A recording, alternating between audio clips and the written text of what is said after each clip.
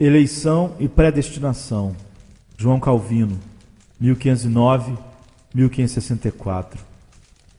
Já que o pacto de vida não é pregado entre todos os homens igualmente, e entre aqueles a quem é pregado não acha a mesma receptividade, quer qualitativamente, quer continuativamente, nessa diversidade se manifesta a admirável profundeza do juízo divino. Pois não há dúvida de que esta variedade serve também ao arbítrio da eterna eleição de Deus. Porque se é notório que pelo arbítrio de Deus suceder que a salvação é oferecida gratuitamente a uns, enquanto que outros são impedidos do seu acesso, aqui prontamente emergem grandes e árduas questões, as quais não podem ser explicadas de outra forma, se as mentes pias têm por definido o que se impõe manter a respeito da eleição e predestinação.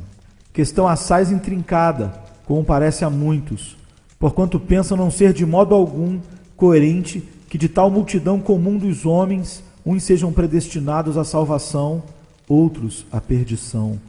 Claramente se verá, pela argumentação que empregaremos nesta matéria, que são eles que, por falta de discernimento, se enredam. Acresce ainda que na própria escuridão que a terra se põe à mostra não só o lado útil dessa doutrina, como também seu fruto dulcíssimo.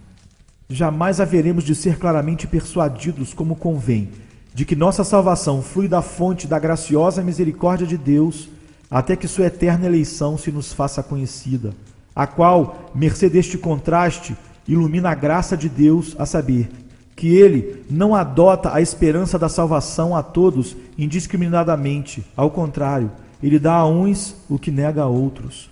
É notório quanto a ignorância deste princípio diminui da glória de Deus e quanto prejudica a verdadeira humildade. Com efeito, o que é tão necessário que se conheça, Paulo nega que se possa conhecer, a não ser que Deus, descartando inteiramente a consideração pelas obras, elege aqueles que para si decretou. Assim, pois, também agora, neste tempo, ficou um remanescente, segundo a eleição da graça. Mas se é por graça, já não é pelas obras. De outra maneira, a graça já não é graça. Se, porém, é pelas obras, já não é mais graça. De outra maneira, a obra já não é obra. Romanos, capítulo 11, versos 5 e 6. Se para fazer patente que a salvação não nos provém de outra parte, senão da mera liberalidade de Deus, temos que retroceder-nos à origem da eleição. Aqueles que querem exigir isso, quando lhes é possível, malignamente obscurecem o que se devia celebrar com magnificência e de bocas cheias, e extirpam a própria raiz da humildade. Paulo atesta claramente, quando a salvação de um remanescente do povo é atribuída à eleição da graça, que afinal se conhece então que Deus preserva por seu mero beneplácito aqueles a quem quer, e que não lhes paga nenhum salário, porquanto nenhum lhes pode dever. Aqueles que fecham as portas, para que alguém não ouse dar-se ao gosto desta doutrina, fazem aos homens não menor agravo que a Deus, porquanto nenhuma coisa fora desta será suficiente para que nos humilhemos como devemos, nem tampouco sentiremos deveras quão obrigados estamos para com Deus. Com efeito, em nenhum outro lugar há sustentáculo a firme confiança, como diz também Cristo, porque, para assegurar-nos e livrar-nos de todo temor em meio a tantos perigos, insídias e conflitos mortais, e para fazer-nos sair vitoriosos, promete que nenhum perecerá de quantos o Pai lhe confiou, como está em João 10, verso 28 e 29. Disto concluímos que todos aqueles que não se reconhecem parte do povo de Deus são miseráveis, pois sempre estão num contínuo temor, e por isso todos aqueles que fecham seus olhos e não querem ver nem ouvir estes 3 frutos que apontamos, e se propõem a derrubar este fundamento, pensam de forma totalmente equivocada, e fazem grande dano a si e a todos os fiéis. E ainda mais, afirmo que daqui nasce a igreja, a qual de outra sorte, como corretamente ensina Bernardo, não poderia ser achada, nem ser conhecida entre as criaturas, visto que, de modo algum admirável, jaz escondida no recesso da bem-aventurada predestinação e entre a massa miserável dos homens.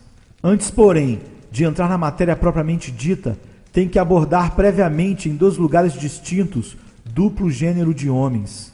A discussão acerca da predestinação, quando já por si mesma é matéria um tanto enredilhada, a curiosidade dos homens a torna assaz confusa e inclusive perigosa, visto que o entendimento humano não se pode refrear nem deter-se, por mais limites e termos que se lhes assinale, para não extraviar-se por caminhos proibidos e elevar-se com empenho. Se fosse possível, de não deixar segredo de Deus sem resolver e esquadrinhar.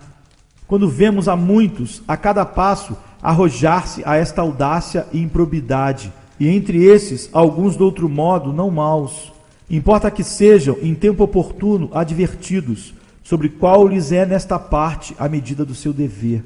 Portanto, primeiro que se lembrem de que, enquanto investigam a predestinação, tentam penetrar nos íntimos recessos da divina sabedoria, na qual, se alguém segura e confiantemente irrompe, tampouco conseguirá saciar-se com que sua curiosidade, e estará a adentrar um labirinto do qual não achará nenhuma saída.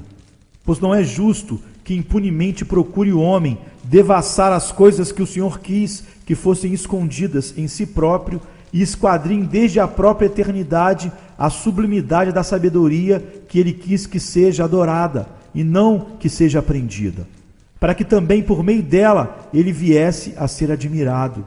Os desígnios secretos de sua vontade, que determinou que devessem ser-nos desvendados, esses não-los revelou em sua palavra, mas determinou que é bom comunicar-nos tudo aquilo que via ser-nos necessário e proveitoso. Assim, pois, também agora neste tempo ficou um remanescente segundo a eleição da graça. Mas se é por graça, já não é pelas obras. De outra maneira, a graça já não é graça. Se, porém, é pelas obras, já não é mais graça. De outra maneira, a obra já não é obra. Romanos 11, versos 5 e 6.